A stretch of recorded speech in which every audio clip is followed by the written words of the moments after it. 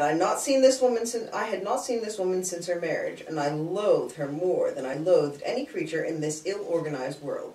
She was beautiful, I think, tall and dark and straight as a ramrod, and she had an unruly passion for scandal and dress. I suppose the reason I disliked her so intensely was that she had a habit of making one aware of her presence when she was several yards off. At 9:30 my sister came down to the library in a very charming wrap, and I soon found that she was insensible upon my presence to my presence as the others.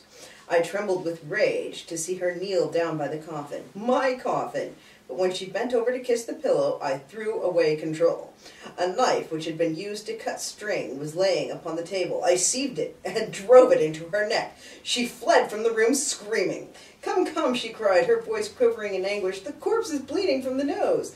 Then I cursed her. In the morning of the third day there was a heavy fall of snow. About 11 o'clock I observed that the house was filled with blacks and mutes and folk of the country who came for the obscenities. I went to the library and sat still and waited. Soon came the men, and they closed the lid of the coffin and bore it out on their shoulders.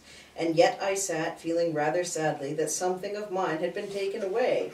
I could not quite think what. For half an hour, perhaps, dreaming, then I glided to the hall door. There was no trace left of the funeral, but after a while I sighted a black thread winding slowly across the white plain. "I am not dead," I moaned, and rubbed my face for the pure snow and tossed it on my neck and hair. Sweet God, I am not dead.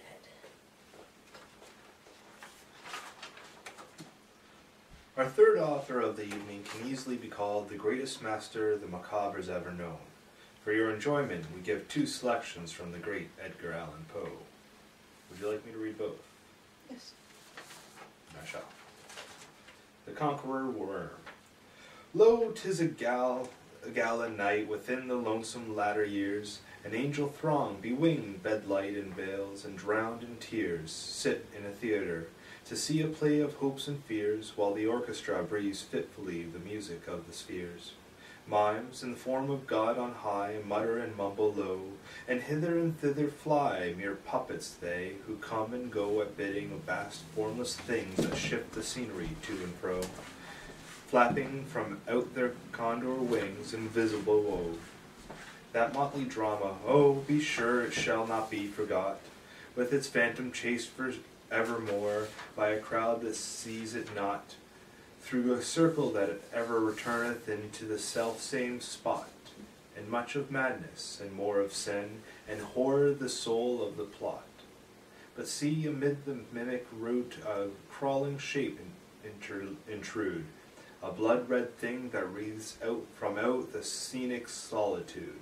It wreathes, with mortal pangs, then mimes become its food, and the angels sob at vermin fangs and human gore imbued. Imbued? Imbued sounds funnier. Out are the lights, out all, and over earth-quivering form the curtain of funeral pall comes down with the rush of the storm, and the angels, all pallid and wan, uprising unveiling, affirm that the play is the tragedy, man, and its hero, the conqueror worm. Now, would you like to read the second one? Now I want to read the second one. Spirits of the dead. See, I screwed up the first line too. Thy soul shall find itself alone, mid dark thoughts of the grey tombstone, not one of all the crowd to pry into thine hour of secrecy. Be silent in that solitude which is not loneliness, for then the spirits of the dead who stood in life before thee are again, in death around thee, and their will shall overshadow thee. Be still, the night, though clear, shall frown, and the stars shall not look down from their high thrones in the heaven, with light like hope to mortals given, but their red orbs without beam to thy weariness shall seem as a burning and a fever, which would cling to thee forever. Now our thoughts thou shalt not banish, now our visions near to vanish. From thy spirit shall they pass no more, like dewdrops from the grass. The breeze, the breath of God, is still, and the mist upon the hill, shadowy, shadowy, yet unbroken, is a symbol and a token, how it hangs upon the trees, a mystery of mystery.